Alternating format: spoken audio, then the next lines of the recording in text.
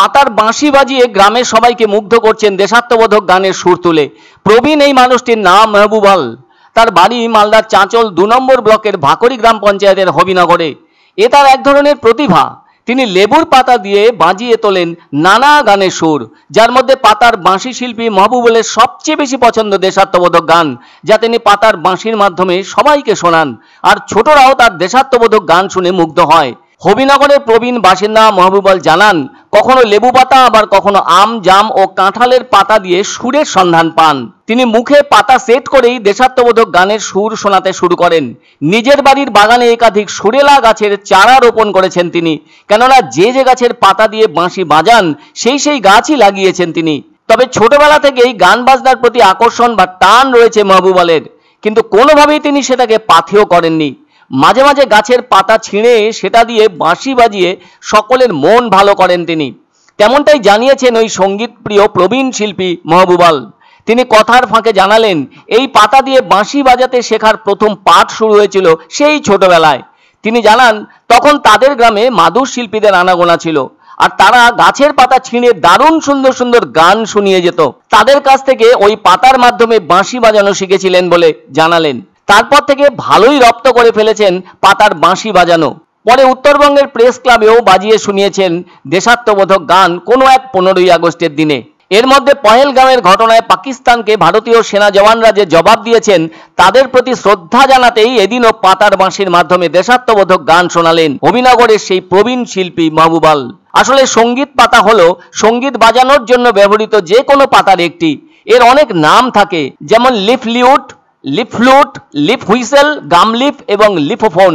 উল্লেখ করা প্রয়োজন, কম্বোডিয়া এটিকে স্লেফ বলে। এই বাজনার অর্থ হলো পাতায় ফুঁ দেওয়া।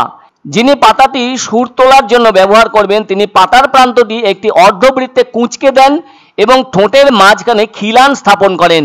পাতাটি উপরের এবং নিচের উভয় ঠোঁট স্পর্শ করছে। বাদক যখন তাতে ফুঁ দেন, তখন পাতাটি তাদের সংস্পর্শে কম্পিত হয়। এমন পাতা দিয়ে বাঁশি বাজানোকে দক্ষিণ কোরিয়ার মানুষ বলে থাকে চোজেওক। আমাদের দেশের গ্রামাঞ্চলের পশুপালকদেরও পাতার বাঁশি বাজানোর চল আছে। তবে শিলিগুড়ির এক প্রবীণ মানুষ, যিনি 40 বছরেরও বেশি সময় ধরে পাতার বাঁশি বাজিয়ে সকলের মন জয় করে আসছেন, ওনার নাম সুভাষ কর্মকার। আর আরও এগিয়ে বলা যায়, চীন দেশে তাং রাজবংশের সময়ও পাতার বাঁশি বাজানো জনপ্রিয় ছিল। বলতেই হয়, গাছের পাতা দিয়ে বাঁশি বাজানো এক ধরনের বাঁশি বাজানোর পদ্ধতি। এই পদ্ধতিতে পাতার প্রান্ত বা বোতামের আকার এবং পাতার ধরন অনুযায়ী সুরের পরিবর্তন ঘটে। এই ধরনের বাঁশি বাজানোর জন্য নিম, দেবদারু, বাঁশ প্রভৃতি গাছের পাতাও ব্যবহৃত হয়ে থাকে। এতে কোনো যন্ত্রের প্রয়োজন হয় না।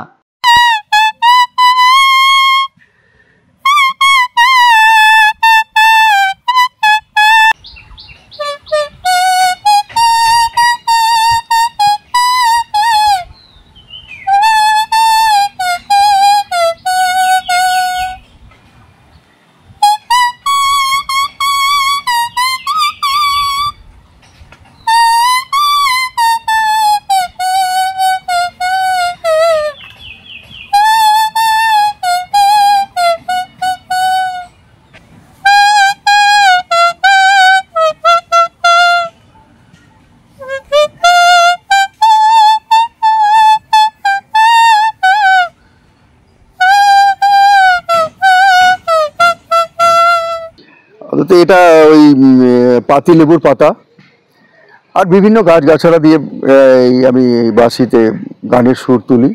এটা আমি খুব ছোটোবেলা থেকেই পাতা বাজানোর শখ আমার। আর আমি শিখেছি এটা আমাদের বাড়িতে বহুদিন আগে। আমরা যখন ছোট, তখন ওই দুজন মাদুর ব্যবসায়ী এসেছিলেন, তার কাছ থেকে শেখা। মানে উনি বাজাচ্ছিলেন, আমি তাই সেটা দেখেই আমি নিজের থেকেই আমি চেষ্টা করি যে আমিও পাতা বাজাবো। আমি সব রকমই গান বাজাই, কিন্তু আমি দেশাত্মবোধক গান বাজাতেই বেশি পছন্দ করি।